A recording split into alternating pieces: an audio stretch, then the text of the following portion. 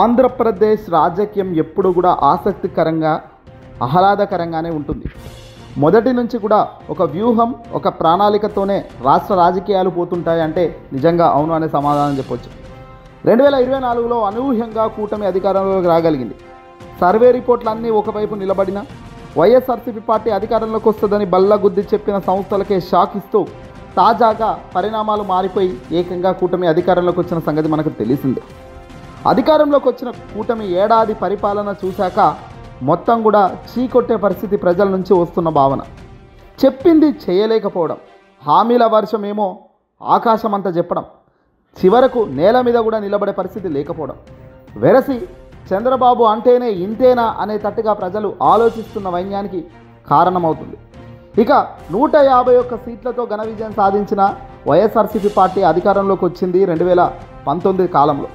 మరి 151 సీట్లతో ఘన విజయం సాధించి ఆ స్థాయిలో ఉన్న జగన్ 11 సీట్లకు పరిమితం అవ్వడం, 2024లో కేవలం తనకు 11 మంది ఎమ్మెల్యేలే తన వైపు గెలవడం నిజంగా ఇంత దారుణమా అనిపించే పరిస్థితి కనిపిస్తున్నప్పటికీ ఆయన అడుగు బయట పెడితే మాత్రం ఇదిగో ఈ కూటమి నేతల్లో ఎవరికీ లేనంత గొప్ప ఫాలోయింగ్ ప్రజల నుంచి ఉండడం, ప్రజల నుంచి అభిమానించడం, ప్రజల నుంచి ఆ ప్రేమ ఆప్యాయత కనపడుతుండడం ఇప్పుడు ఢిల్లీలోని హైకమాండ్కు నిజంగా అర్థం కాని ఒక పెద్ద సమస్యగా మారిపోయిందట. జగన్మోహన్ రెడ్డి గారు బయటకు వస్తున్నారు సరే, సమస్యను గుర్తిస్తున్నారు సరే, కానీ ఈ ప్రజలు ఎక్కడి నుంచి వస్తున్నారు? ఈ తరహా ప్రజలు 11 సీట్లకు పరిమితమైన ఒక వ్యక్తికి రావడం వెనుక ఉద్దేశం ఏమిటి? అధికారంలో ఉన్నది మనమా? అధికారంలోకి రాబోతున్నది అతనా? ఇక్కడ ఇదే ప్రశ్న ఇప్పుడు కూటమి హైకమాండ్లో పెద్ద ప్రశ్నగా మారింది. చంద్రబాబు, తెలుగుదేశం పార్టీ, జనసేన రిపోర్ట్ల ప్రకారం హైకమాండ్కు వీళ్ళు కొన్ని రిపోర్ట్లు ఇచ్చారట. కూటమి పార్టీలు అందరూ కూడా జగన్మోహన్ రెడ్డి గారు చేస్తున్న పనులకు కంప్లైంట్లు పెడుతున్నారట. ఢిల్లీలో ఉన్న ఈ బీజేపీ రాష్ట్ర బీజేపీకి కాదు, ఢిల్లీలో ఉన్న బీజేపీ హైకమాండ్కు వీళ్ళు నోటీసులు పంపుతున్నారు. జగన్ వెళ్ళిన ప్రతి చోట గొడవ అవుతుందని, గందరగోళం సృష్టిస్తున్నారని, వాళ్ళు వస్తే ప్రజలను కంట్రోల్ చేసే పరిస్థితి పోలీసులకు కూడా ఉండడం లేదని, వెహికల్స్ కింద పడి జనాలు చనిపోతున్నారంటూ కేంద్రంకు కూటమి నేతలు లేఖల రూపంలో ప్రశ్నిస్తున్నారట. ఇదేంది అసలు? ఇంత దారుణంగా ఉంటుంది? వైఎస్ఆర్సీపీ పార్టీ అధినేత ప్రజల పక్షాన పోరాటం చేస్తుంటే మద్దతుగా లక్షలాది మంది జనాలు సొంతంగా రోడ్లపైకి వస్తుండడాన్ని ఇప్పుడు బీజేపీ చాలా సీరియస్ ఫ్యాక్టర్గా నోట్ చేసుకుంటుందంట. చినికి వానే పెనుముప్పులా తయారవుతుంది. కాబట్టే పక్కా ప్రణాళికలు ముందు లేకపోతే మాత్రం మొదటికే మోసం వస్తుంది. ఇక బీజేపీ ఎప్పటికప్పుడు ఒక రాష్ట్ర రాజకీయాలను, దేశ రాజకీయాలను క్రమశిక్షణగా ముందు ఫాలోఅప్ చేస్తుంటారు. రాష్ట్రాల్లో బీజేపీ అధ్యక్షులు నియమించిన తర్వాత దేశ జాతీయ బీజేపీ అధ్యక్ష స్థానంలో ఒక మహిళను కూర్చోబెట్టాలని అనుకుంటున్నారట కేంద్రంలో పెద్దలు. అది కూడా ఒక సౌత్ నుంచి కూర్చోబెట్టేలా వాళ్ళు ప్లాన్లు రచిస్తున్నారట. వాళ్ళ ఈక్వేషన్స్ చాలా పటిష్టంగా ఉంటాయి. అందరూ ఏంటంటే ఎన్నికలు అవగానే కొద్దిగా రిలాక్స్ అవుతుంటారు, కానీ బీజేపీ వాళ్ళు అసలు ఎన్నికలు అవగానే మరుసటి రోజే సభ్యత నమోదు కార్యక్రమం మొదలెట్టారు. ఇది బీజేపీ స్ట్రాటజీ. 1 డే కూడా వాళ్ళు రిలాక్స్ అవ్వరు. రాష్ట్రంలో గెలుపోటములు కాదు, ప్రతినిత్యం గెలవాలి, అధికారంలో దేశంలో మనమే ఉండాలి అన్న తాపత్రయంతో మోదీ సర్కార్ మొదటి నుంచి కూడా అడుగులు వేస్తున్నారు. ఆ అడుగుల్లో భాగంగానే తాను ఎప్పుడు కూడా జగన్మోహన్ రెడ్డి గారు కాదు, చంద్రబాబు గారు, రాష్ట్రంలో అధికారంలో బీజేపీ ఉండాల్సిందే. అది జతగట్టి కూటమిగానైనా ఒంటరిగానైనా వాళ్ళ ప్రమేయం ఉండాలి అన్నది వాళ్ళ ఆలోచన. సరే, ఇప్పుడు జగన్మోహన్ రెడ్డి గారు చుట్టూ వస్తున్న ఈ లక్షలాది మందిని చూస్తున్న వీళ్ళకు ఒక విషయం అర్థం కావడం లేదు. ఆ విషయం ఏంటంటే అసలు జనాలకు డబ్బులు ఇచ్చి తీసుకొస్తున్నారా? అసాంఘిక కార్యక్రమాల, అసాంఘిక శక్తులను ఎందుకు తీసుకొస్తున్నారు? ఒక్కొక్క ర్యాలీకి ఒక జగన్ పర్యటనలో 15-20 వేల మంది ప్రైవేట్ ఆర్మీని పెట్టుకొని తిరగడానికి ఆయన ఏమైనా పెద్ద అదా? జగన్కి ఇంత ఖర్చు అవుతుంది కదా, ఆ ఖర్చు నెలకి ఎంత అవుతుంది, సంవత్సరానికి ఎంత అవుతుంది, అసలు ఎలా మేనేజ్ చేస్తున్నారు? ఇదంతా కూడా కేంద్రంలో ఉన్న పెద్దలకు ఇక్కడ ఆర్ఎస్ఎస్ చెప్తుందట.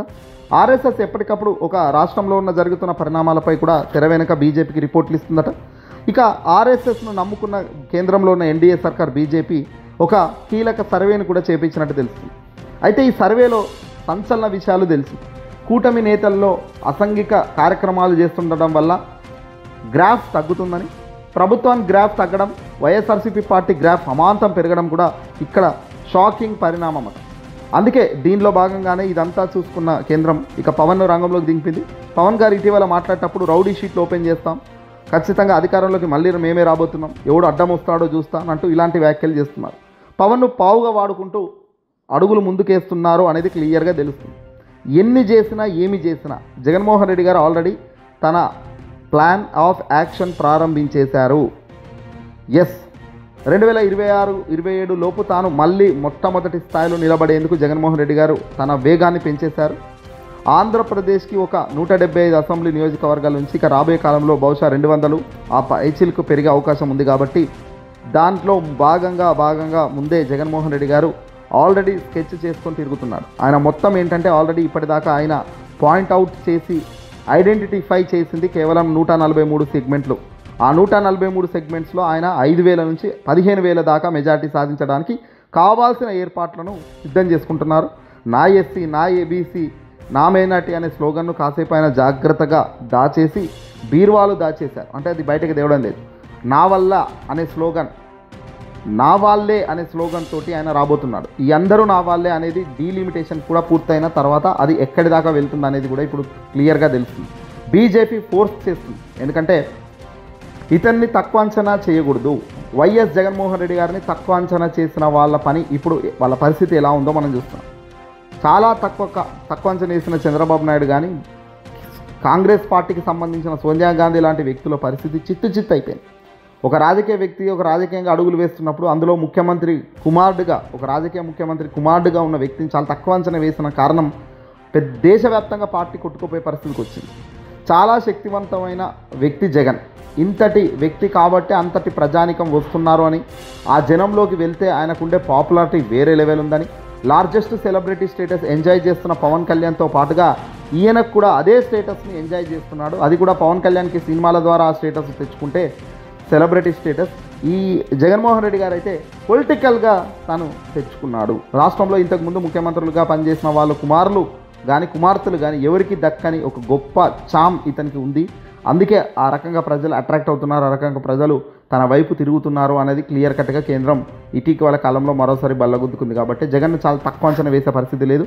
2029కి అనేటప్పుడు పవన్ కళ్యాణ్ని తమతో పాటు అట్టే పెట్టుకొని తెలుగుదేశం పార్టీతో మరి ఇదే వైఖరి తెలుగుదేశం పార్టీ కొనసాగిస్తే, కక్ష సాధింపు వైఖరి వాళ్ళు తగ్గించి ముందుకెళ్తే కనుక ముందుకు ఖచ్చితంగా బీజేపీతో జతగట్టి అడుగులు వేసే దానికి ఆస్కారం ఉంటుంది. లేకపోతే కేంద్రానికి కంప్లైంట్స్ ఇస్తున్నారు ఇప్పటికే ఐఏఎస్ ఐపీఎస్లు అందరూ కూడా. చంద్రబాబు నాయుడు గారు టీడీపీ చేస్తున్న అరాచకాలు ఎప్పటికప్పుడు కేంద్రం రిపోర్ట్ తెచ్చుకుంటుంది. ఇలాగే కంటిన్యూ అయితే కేంద్రం హెచ్చరిస్తుంది. ఖచ్చితంగా చంద్రబాబును పక్కన పెట్టే అవకాశాలు కూడా ఉన్నాయి. ఏదేమైనప్పటికీ కూడా జగన్మోహన్ రెడ్డి గారు ఢిల్లీ హైకమాండ్ చేత కూడా సలాం కొట్టించుకునేటట్టు తన ప్రతిపక్షంలో ఉన్నప్పటికీ, తాను ఓడిపోయినప్పటికీ తన అంచనాలు మాత్రం ఎక్కడ తప్పకుండా తాను అడుగులు వేస్తున్నారు. అంటే గెలిచామా ఓడామా అన్నది కాదు, అంచనా తప్పకూడదు అన్నదే పాయింట్. మనం ఏదైతే గురి పెట్టుకుంటున్నామో ఆ గురి వైపు మనం బలంగా వెళ్ళినప్పుడు చుట్టూ ఉన్న దారులు మన వైపు చూస్తాయి. అదే మన విజయం, అదే మన తొలి విజయం. ఇక్కడ జగన్మోహన్ రెడ్డి గారు కూడా ఆంధ్రప్రదేశ్లో ఓటమి చెందారు. 151 సీట్ల నుంచి 11కు పడిపోయినప్పటికీ గ్రాఫ్ ఎక్కడ పడిపోయింది అనేటట్టుగా ప్రజలు భావించటం లేదు. ఎందుకు భావించటం లేదు అంటే ప్రజలు తన వైపు ఉన్నారు. ఏం జరిగిందో తెలియదు కానీ ఓటమి చెందారు. ఆ ఓటమికి గల కారణం అయితే జగన్ చేసిన పని వల్ల కాదు అనేది ప్రజలు నమ్ముతున్నారు. తద్వారా జగన్కు ఆ మైలేజ్ వస్తుంది, ప్రజల నుంచి విశేష ఆదరణ వస్తుంది. ఢిల్లీ హైకమాండ్ సైతం ప్రజలు జగన్ వైపు నిలబడుతున్న ప్రజలను చూసి నిజంగా సల్యూట్ కొట్టే పరిస్థితి వస్తుంది. ఇక్కడ కేంద్రం సైతం తమ అంచనాను తిప్పుకుంటుంది. జగన్ను ఇలా ఢీ కొట్టొద్దు, అలా ఢీ కొట్టొద్దు అని. జగన్ అరెస్ట్ చేద్దామని కూటమి ఆరాట పడినప్పటికీ కేంద్రం మొట్టికాయలేసి ఆపింది. అరెస్టు చేస్తాము, ఇబ్బంది పెడతామంటే ఆ పూర్తి మైలేజ్ మనకు పోయే పరిస్థితి వస్తుంది. చివరకు ఎవరు వద్దన్నా కాదన్నా జగనే గెలిచే పరిస్థితి వస్తుంది అరెస్టులు లాంటి పరిణామాల్లో జోలికి పోతే అని. ఏదేమైనప్పటికీ కూడా మనిషికి కావాల్సింది ఒక విజయం కాదు, రెస్పెక్ట్. ఆ రెస్పెక్ట్ బలంగా వచ్చినప్పుడు దానికన్నా ఆనందం మరొకటి ఉండదు. తాజాగా జగన్మోహన్ రెడ్డి గారు కొత్త వ్యూహంతో అడుగులు వేస్తూ కేంద్రం సైతం వణికే పరిస్థితి తెస్తుండడం నిజంగా గమనార్హం.